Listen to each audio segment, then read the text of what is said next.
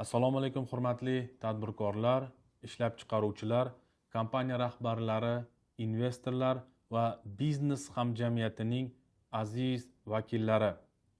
Men O'zbekiston Iqtisodiyot Assambleyasi raisi Umarov Muxtor bugun sizlarga juda muhim bir tashabbus konglomerat loyihasi haqida murojaat qilmoqchiman. Avvalo O'zbekiston Iqtisodiyot Assambleyasi haqida qisqacha to'xtalib o'tsam.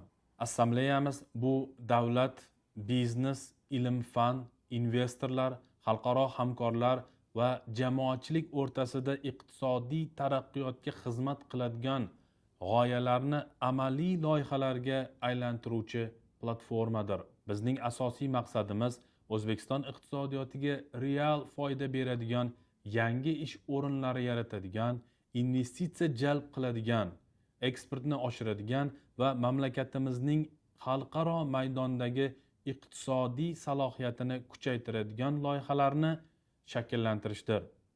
Bugungi dunyoda davlatlarning iqtisodiy qudrati faqat tabiiy boyliklari yoki geografik joylashuvi bilan belgilanmaydi.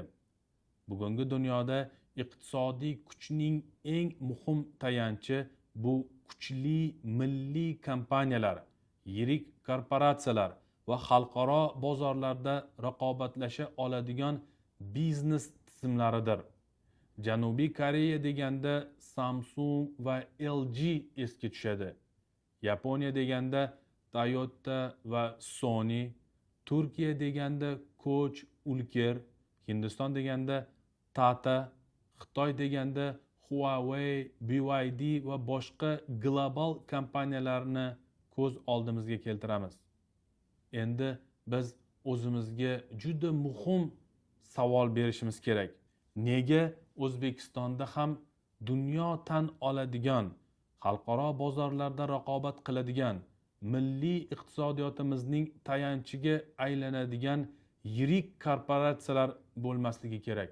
Mana shu savol konglomerat loyihasining tug'ilishiga sabab bo'lgan asosiy savoldir. Konglomerat loyihasi bu oddiy forum emas, bu oddiy tadbir emas, bu faqatgina uchrashuv yoki taqdimot ham emas. Konglomerat bu O'zbekistonning eng istiqbolli kompaniyalarini tanlab, ularni tizimli ravishda rivojlanishi, investitsiyalarga tayyorlash, xalqaro bozorlarga olib chiqish va kelajakda milliy korporatsiyalarga aylantirish dasturidir. Ushbu loyiha orqali biz eng salohiyatli tadbirkorlar, ishlab chiqaruvchilar va kompaniyalarni bir joyga jamlaymiz. Biz ularga faqat maslahat bermaymiz. Biz ularga faqat tavsiya bermaymiz. Biz ularga amaliy tizim taklif qilamiz. Bu tizimda Invest Hub investitsiyalar va moliyaviy institutlar bilan bog'laydi. R&D Hub tizimimiz texnologiya, innovatsiya va mahsulot rivojlanishiga yordam beradi. EduJob tizimimiz kompaniyalar uchun malakali kadrlar tayyorlashga xizmat qiladi. Iqtisodiy diplomatiya departamentimiz esa xalqaro hamkorlar, elchixonalar, xorijiy bozorlar va eksport imkoniyatlarini ochadi.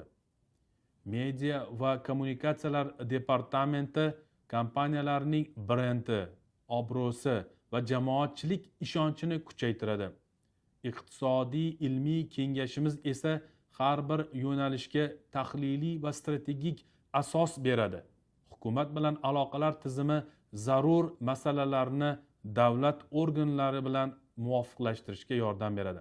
Smart City loyihasi esa kelajakda sanoat, savdo, logistika va xalqaro hamkorlik uchun katta platforma bo'lib xizmat qiladi. Ya'ni konglomerat loyihasiga kirgan kompaniya yolg'iz qolmaydi. Uning atrofida assambleyaning butun ekotizimi ishlaydi. Bizning maqsadimiz aniq. O'zbekistonda 30 ta kuchli lider milliy korporatsiyalarini shakllantirish. Hurmatli tadbirkorlar, bugun mamlakatimiz oldida juda katta katta tarixiy imkoniyat turibdi.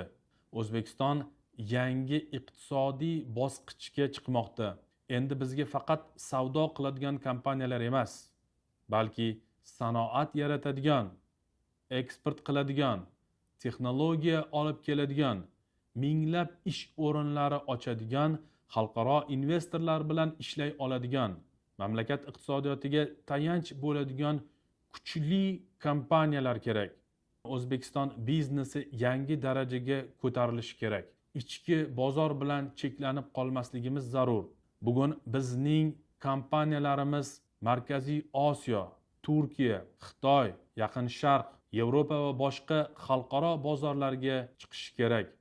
Bugun o'zbek tadbirkori nafaqat o'z oilasi, o'z korxonasi, o'z hududi uchun, balki butun mamlakat iqtisodiyoti uchun mas'ul kuchga aylanishi kerak.